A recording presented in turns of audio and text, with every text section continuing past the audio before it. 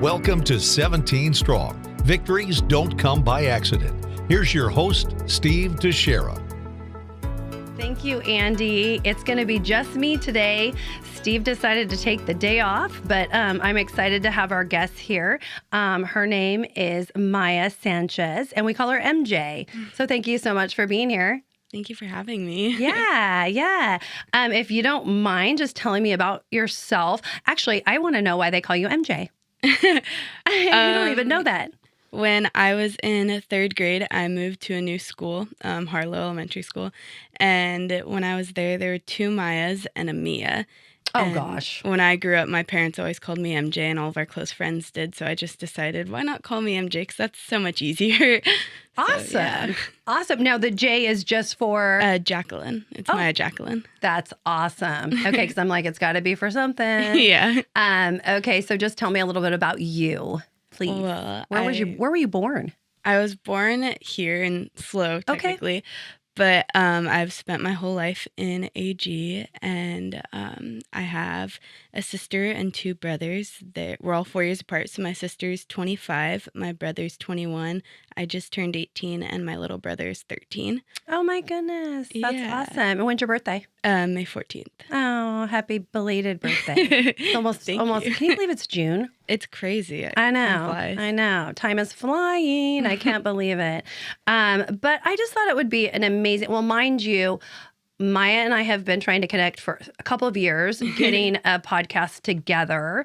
And just never happened. And I don't know. Yeah. I just feel like it's a God thing today that we're able to do this. And but the reason I wanted to reach out to you is because we had done some football coaches that we had podcasts on, and they were just telling us about, how Ryan inspired people. And I thought, well, what better way? Because I know that Ryan inspired you. Yeah. So tell me, how did you meet Ryan, or how did you know him? Tell everybody. I know, but I want everybody else to know.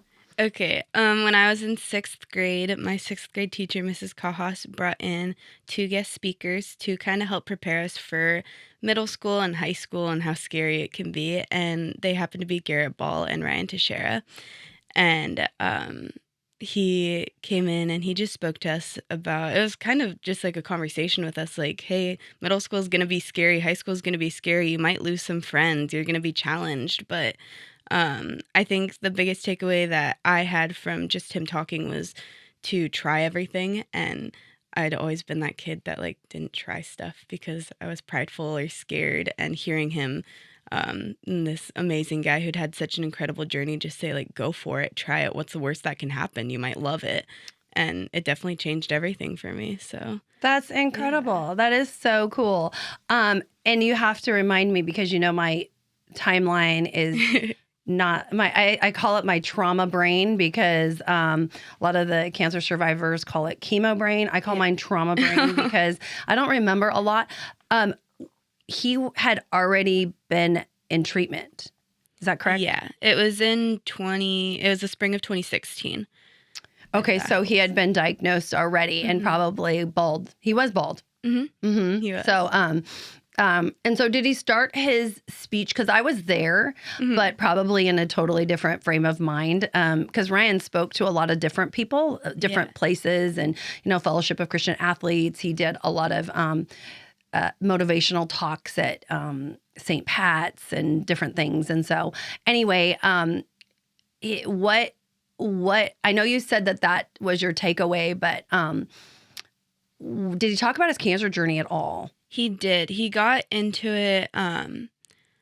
One of the students asked a faith question. I remember that. And I remember him asking if that was allowed because it was public school and, we're not supposed to talk about Christianity. So he got permission. And so he talked about his faith journey, and he talked about how God worked in his life throughout middle school and high school. And then he went into he was like, obviously you can see that I'm bald. And he kind of just talked about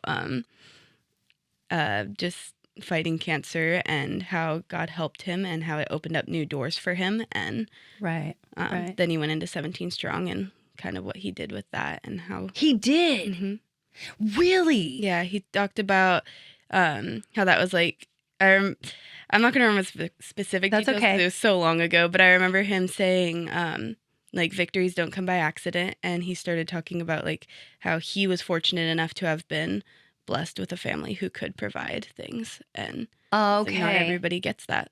That's amazing. That is amazing. Oh my gosh, you heard it right from Mia's mouth. I am so excited because I've been trying to get somebody that he talked to about 17 Strong because, I begged him in one of his speech to talk about 17 Strong. And he's like, I'm not doing that. I'm not doing that. I'm like, why? And he goes, because it's not about me.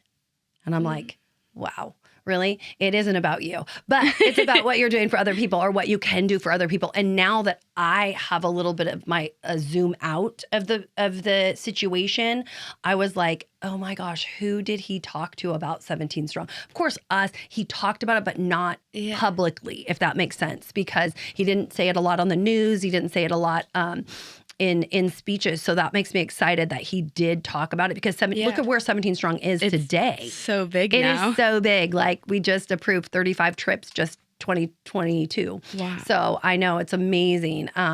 Did I say 35 trips? Yeah, 35 trips. So it's amazing. You know, back to in 2017 when everything happened, we did 3. So I mean, and he wanted this as big as Make-A-Wish. So I feel like we're motivated to get there, but at that time, obviously, he wasn't thinking that. You know, he was just thinking about going to school and doing that. So so you did follow his journey a little bit. My mom kept me updated on kind of with what she knew, and so did my sister because my sister was friends with Nicole. And so she followed her on Facebook and they kind of watched it and told me what was going on. Okay. I forgot about the Nicole link. Mm-hmm. Did your sister run a track or was she just in classes with Nicole? I'm honestly not sure. I just remember when we were told that Ryan was coming to our classroom, I went to my sister and I was like, oh yeah, this cool college student is coming to our school. And then she told me that she knew Nicole and she's like, oh, I know his girlfriend. And that's so cool. Yeah. That's so cool. I forgot about that link. Oh my gosh, that's crazy. Nicole's very special and she's definitely been a big part of 17 Strong and our life. That's crazy. So, did you ever have a conversation with Ryan just one-on-one? Not really. I know that after his speech, I went up to him and thanked him, but that was kind of the extent of our conversating one-on-one. It was more of just what he had to say to my class as a whole and him answering our questions. Okay. So. Did you ask a question that day? I did. I've been trying to remember what question I asked for years. In all honesty, I don't remember what question I asked. I just remember that I did and that I'd been holding on to it the entire time that he was talking. And finally, I was like, I have to ask this, otherwise I never will. Oh, good for you. Good for you. But you can't even remember. So that's. I wonder if the Lord does that on purpose, because there's certain things that I just can't remember too. And I want to so bad, just certain things. But I wonder, again, if it's trauma brain or if it's just that he blocks that out for a reason. I don't know what that's all about. But at least you were brave enough to do that. And he pretty much made because I believe he had said, if you feel like you don't want to speak it, you can write it. I think he did do that. Okay. I think I raised my hand and asked mine, though, if I remember correctly. Okay. Yeah, because he just wanted to make sure that everybody felt comfortable. So, he did that twice in Miss Cajas's class. And Miss Cajas has done some amazing stuff for us. Big shout out to Miss Cajas for sure. She does. She did a podcast. She allowed her class to listen to 18 minutes of a podcast, and then they had to do a report on it. And I got to read all the reports, and it was really, really cool. Just inspirational, and what he did in high school and helping others. And I thought that was really cool too, to create an assignment out of it. Only Miss Cajas, right?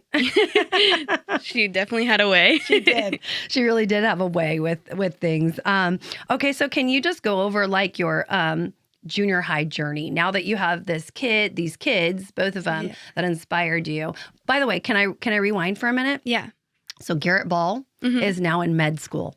Wow, Just really? FYI. Yeah. So I don't know if he That's talked about that. So he got accepted to med school and he's in Idaho, Boise, Wow. Idaho, and all because of Ryan. So that was pretty inspiring. He thought that he'd go the pre-med way, but then of course, once you're going in the middle of school, you're like, I don't want to go any more school. I don't want to do it anymore. And he had a dream about Ryan, and Ryan was giving him the what for. And he knows that he knows the why. Yeah. And why he's going to med school. So he's doing amazing. He's into his second year of med school, and I can't be more proud of him. So it not only inspired you, but also like Garrett. Yeah. I guess that's my point, is that whole thing was just it's a circle. It all goes back. But anyway, go ahead and explain how your junior high journey went after this. Well, I went to Paulding. Okay. And I had a great first month of school. And then I broke my leg.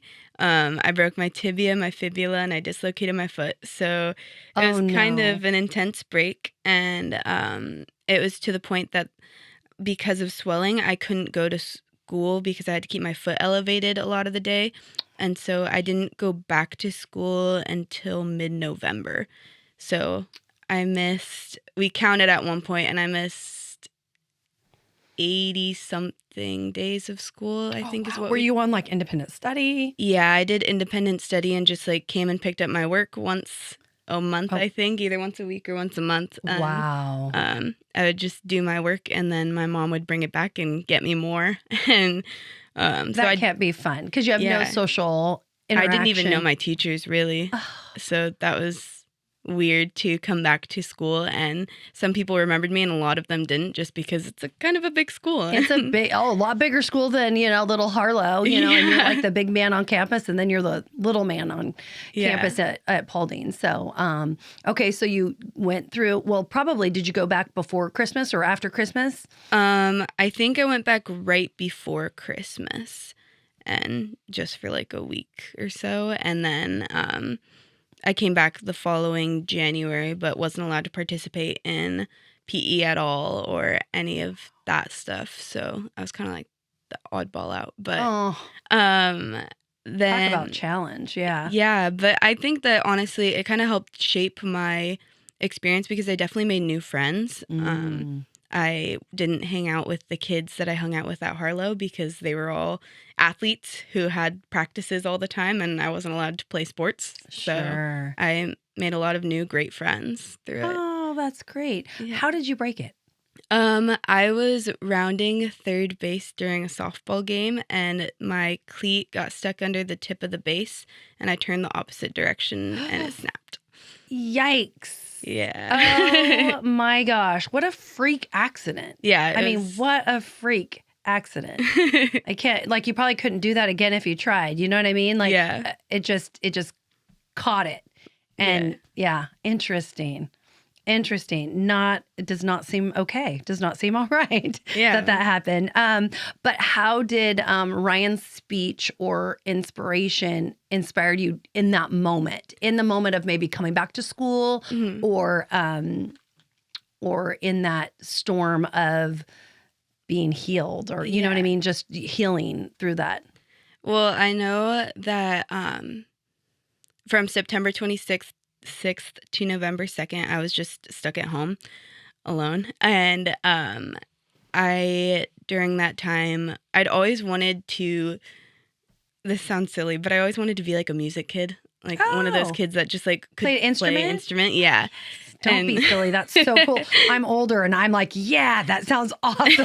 Well, that's kind of how I felt. And so during my time at home, I decided that I wanted to learn to play piano. And so I got on YouTube and Pinterest, and I learned how to play piano through flute chords, which I didn't know that they were flute chords at the time. But I don't know they're flute chords. Okay. But so I taught myself how to play piano, and then I entered my school's talent show the following spring, right after I got back to school, which I did not do well.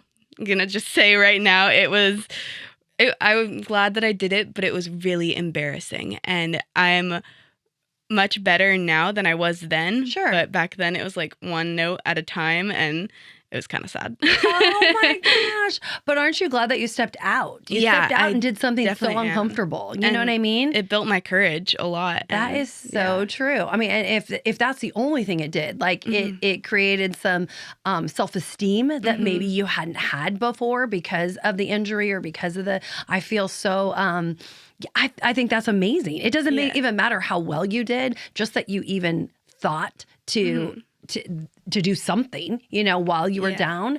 And also, you know, I mean, you could have just felt sorry for yourself, but you wanted to, you know, to learn something new that you haven't done. And you did it, first of all, because I would think it and never do it. And then, or put it to action. And you also entered the talent show. Like, it wasn't about how good, it's just the process at which it came, you know? Yeah. That's so cool. I love that you did that. That was what, 7th grade or 8th grade? That was 7th grade. 7th grade. Yeah. So. Oh my goodness. How? Yeah. I was little. Of course. Yeah.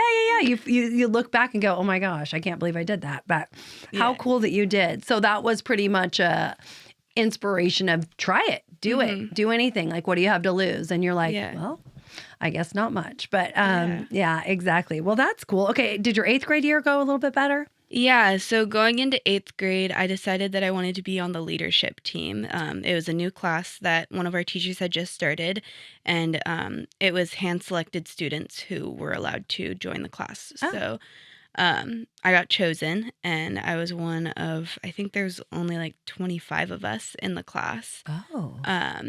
But I got to spend the year just helping out with different things. We did outreach to like kind of make more friendships, and we formed an ASB team, and we made all these silly videos about like picking up your trash, and we were kind of just like the leadership head of Paulding.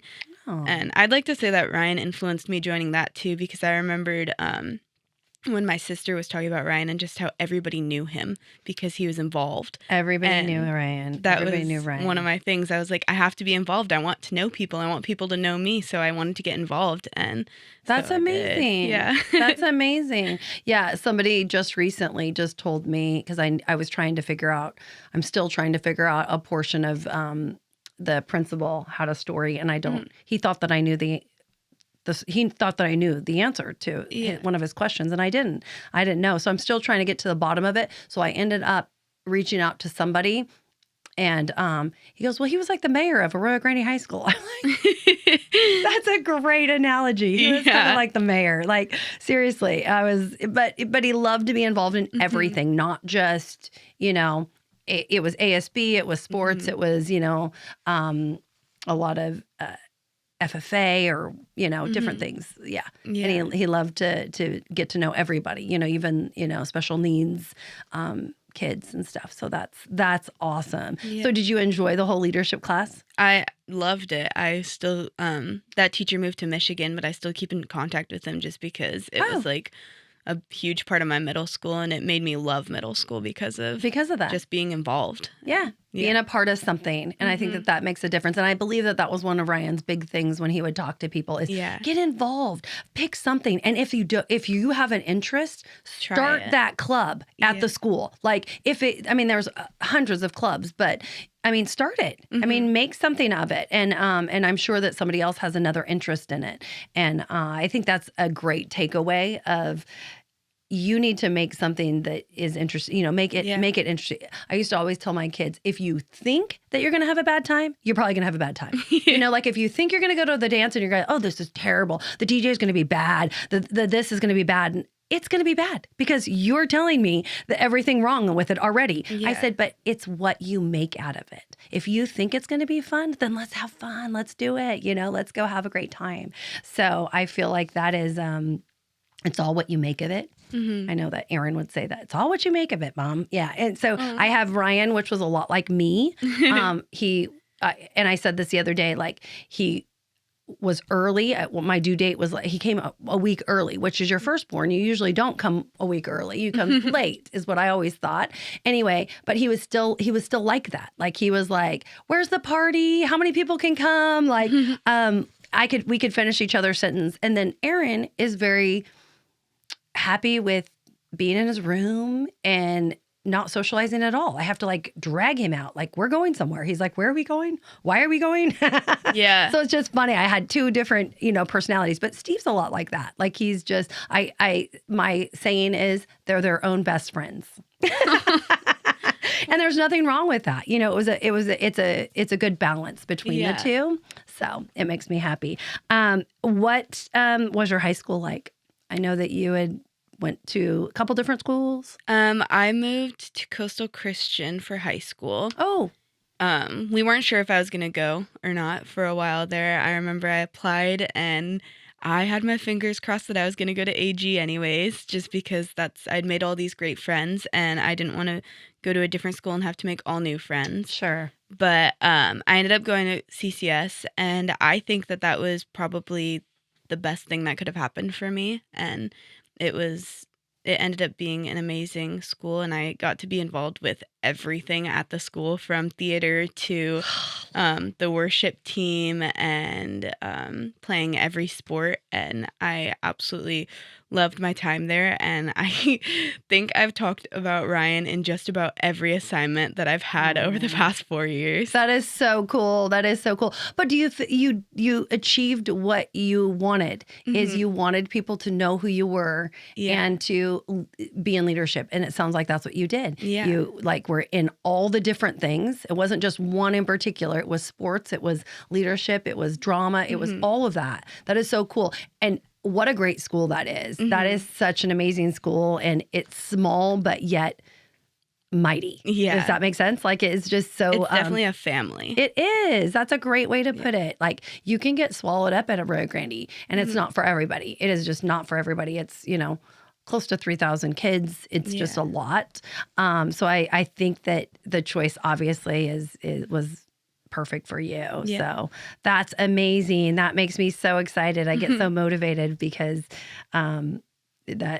just from something that was said when you were in junior high, how impacting that can be, for your whole life. And that's pretty brilliant. And I mean, Traci and I talked about it one day, and then Traci is Miss Cajas, if y'all don't know, but, and we just talked about it one day that it would be great because it's a hard transition from elementary to junior high. And then from, and it's stepping stones because, other school districts do it differently. And sometimes it's 6th, 7th, 8th in middle school is what they call it. Yeah. And then others is, so we just do it different. So, but either way, it doesn't matter. It's still a hard transition, going from the big man on campus to the smaller, and we have, and elementary is junior high is just hard because you have hormones going crazy and you have people are mean. They're just mean. So you have to deal with stuff and it's yucky and nobody likes that. So anyway, I wanted to see how did you follow Ryan's story? Because let's put it in a little bit of a timeline. When Ryan talked at your school was only 1 year after everything happened. When he passed, right? It was, so he passed away the following year. And then I think he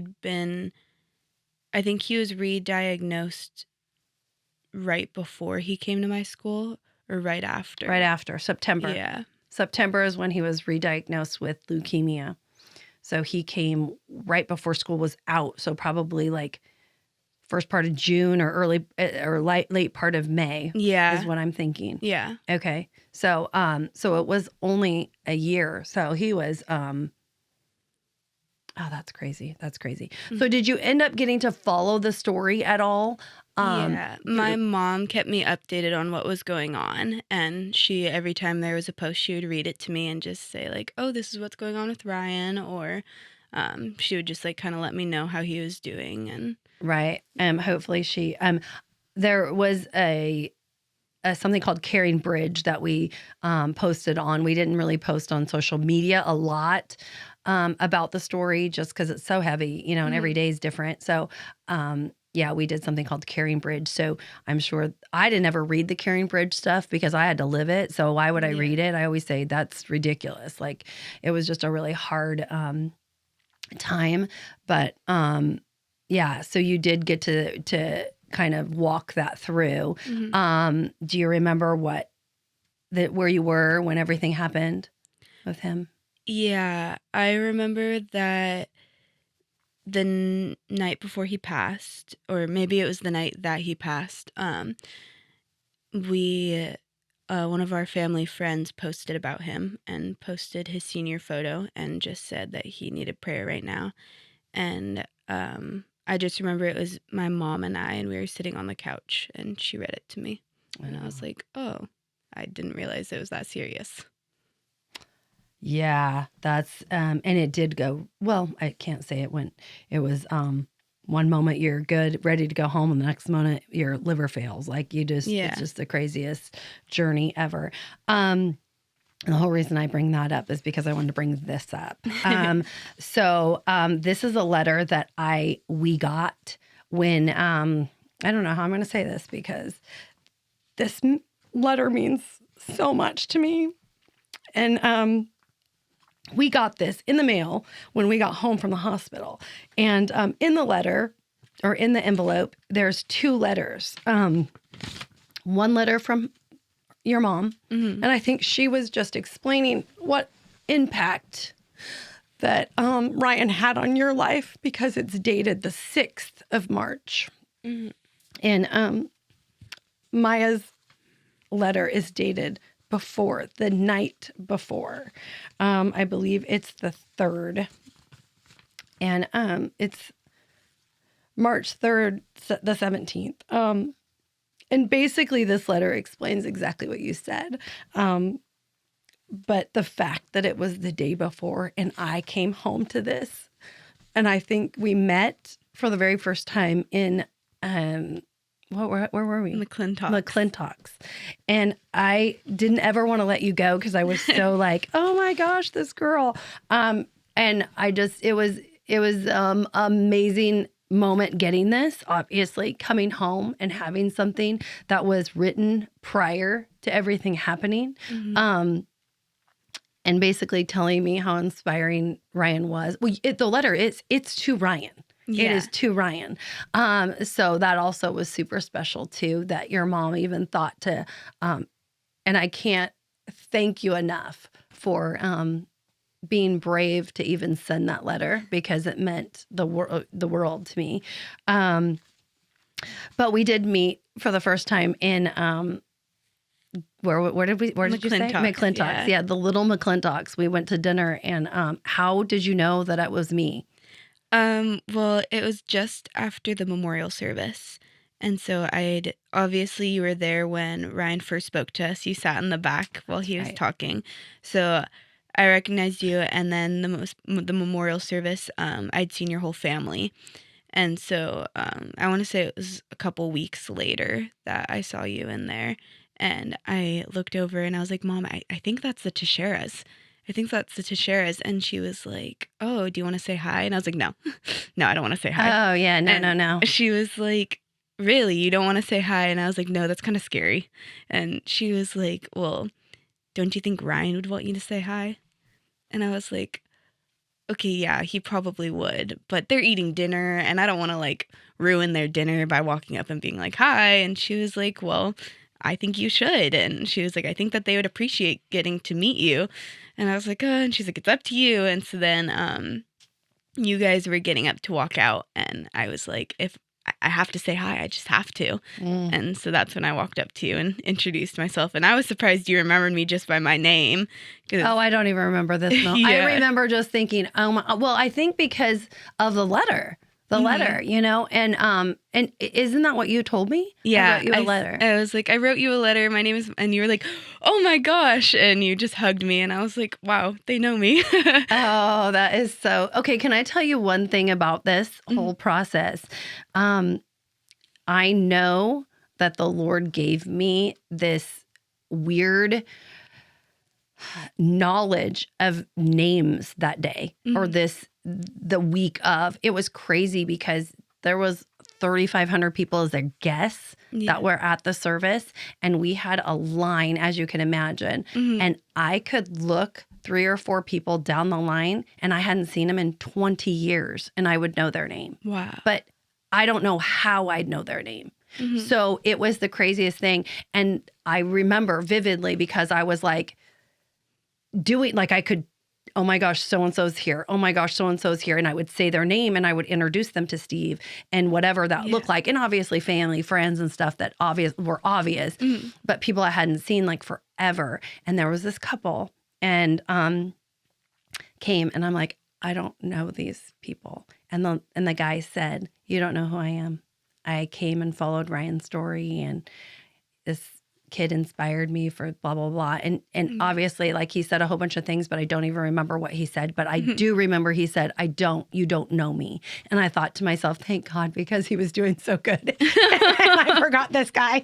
But anyway, so that is, that memory is not at all what it was then. And I know it was just one of those moments that I needed to have that. But interesting enough that I could barely remember what I had for dinner last night. I can remember somebody's name. And obviously, like I said, it did that letter touched me in a significant way. And that I'll always remember. So thank you so much for that. I do want to get into Maia and I kind of reconnected because of your essay. You have you're going to college, you graduated from high school, and you wrote a college essay to get into college. And tell me again how many you wrote or how many you tried to apply for. I applied to 28 schools. 28 schools. Did everybody hear 28 schools? No, it's not like, that is true, 28 schools. And how many schools did you get into? 25. 25. Okay. I am blown away by that. I am blown away. And you had, what were your top three? Colorado Christian, Azusa Pacific, and honestly, I went back and forth with what anything after that was. Really? Because I was like, these are the schools that I only applied to apply, and then these are the schools I actually want to go to, and I didn't even know where I wanted to go. So, did you do a little bit of touring? I toured one school. One school? So did you go to Colorado Christian or no? No, I only toured Azusa Pacific. And tell us the news. Where are you going? I committed to Azusa Pacific. Oh my gosh, that's amazing. Ryan played baseball there. Yeah, that's awesome that I love Azusa. I mean, I've just been there on the baseball field, so I don't know really anything else about it. Are you so excited? I'm so nervous, but also thrilled. Congratulations. Thank you. I am so excited for you. I think there's something to be said about, applying to 28 schools and getting into 25. Oh my gosh, that's truly amazing. And that's inspiring. I love it. And I do know, did you just want to try to see how many you can get into, or was there a goal behind this? Or it honestly was really just I didn't know where I wanted to go, and someone special once told me to just try it. And so I was like, you know what? I'm just going to try and see where I'd originally just wanted to go to like online school and just like do something online. But then my mom was like, you might love being on campus. You should just college apply. Life. You got to try. Yeah. And then I just kept applying. Every time I got an email that said apply to our college for free, I was like, okay. And so I applied. Love it. Did you apply to Grand Canyon University? Did. Yeah, I got in. Oh my goodness. That's amazing. I love that college too. That's another really, really good one. Okay. So probably something you don't want to talk about, but I'm just curious. And I'm sure the listeners are probably curious. What are the the three you didn't get into? I didn't get into Cal Poly. Stinking Cal Poly. And I didn't get into Baylor or Texas Christian University. Oh, stupid. So dumb. Baylor and Christian, what did you say? Texas Christian. Whatever. They were all missing out. But also it's a blessing that you knew what you wanted. Your top two. Yeah. You just, So, and you got into both of those, and now you're going to Azusa. I'm so excited for you. What is your major and why? I'll be majoring in elementary education. And I decided a few years ago and went back and forth with it for a while, but I feel like my most quote-unquote moldable stage was in 6th grade, because that was just like the age I was at when everything changed, when Ryan changed my life, when Mrs. Cajas made a really heavy influence on me. And I feel like the person I am today is because of that year.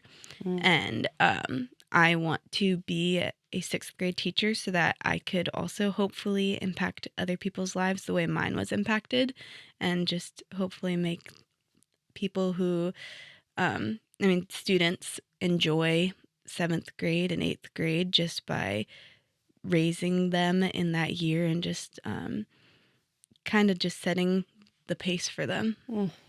I can't talk right now. Wow. You're giving back. You're giving back. That's a way of giving back. And I think that's so cool. That's beyond measure, honestly. I think that's kids are going to love you as a teacher. I just know it. You're going to be awesome. And I know that Traci Cajas is the best of the best. So you said some pretty powerful statements about that. That's so cool. I think being a teacher is one of the most rewarding things that you can do. I don't know about 6th grade. 6th grade's hard. But I love your reason. And oh my gosh, I love that God put you into my life. Just, I get to live that out with you. I'm so sorry. Oh my gosh. Anyway, I don't know. I'm having a hard time right now. Anyway, I didn't know this was going to be this hard, you guys. I should have known. I don't know why. It hits me sometimes. But anyway, I love that reason. I love that. I think you are so correct that junior or that age is so moldable. You're just really, it's such a teaching. They're sponges and they just want to hear everything you have to give. And that's just, it's amazing. So I can't thank you enough. That's awesome. So I will definitely keep track of you on your journey at Azusa. And she does not have social media, so I can't keep up to date with her on that. But we have texting. There's a lot of other stuff that we can do. So absolutely. Is there anything else that you would like to add to our podcast? Is there anything that you would like to say to maybe encourage somebody or maybe anything? Want to add?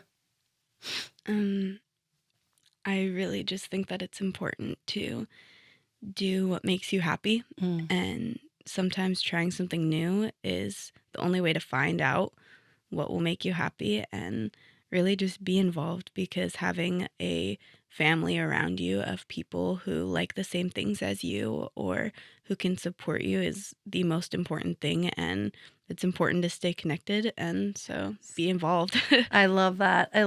And we have our Victory Trip reveal in August, and I asked Maia if she would mind helping us, and she's going to just sell raffle tickets and be a part of a 17 Strong event. And I needed one more person, so she asked her best friend. So that is awesome. So thank you so much. Again, getting involved, and nothing more than a nonprofit that Ryan created and has made it so amazing. His legacy lives on every day, and we change so many lives over a vacation. Yeah. Sometimes I have to remind myself, I can hear him in my ear sometimes just telling me, you have the best job ever, Mom. You get to plan people's vacations. But it is changing their life. And I hear it time and time again, because cancer journey is so hard, and life after cancer, you actually get to provide hope and them to dream again. And they don't know what that looks like. And it's just amazing for them to be able to go on a trip and not have to worry about money, doctor appointments, and feeling sick. It's amazing. It is so amazing. So I hope that you just keep in touch with me and keep in touch with 17 Strong. And I know I will always, you all hold a special place in my heart. So thank you for being here, and thank you for being vulnerable and being transparent. Yes, I appreciate it. And we're going to wrap it up with that. And remember, attitude is everything. You've been listening to 17 Strong. Victories don't come by accident. To be part of the show, make a donation, or request more information, go to 17strong.org. That's SEVENTEEN strong.org.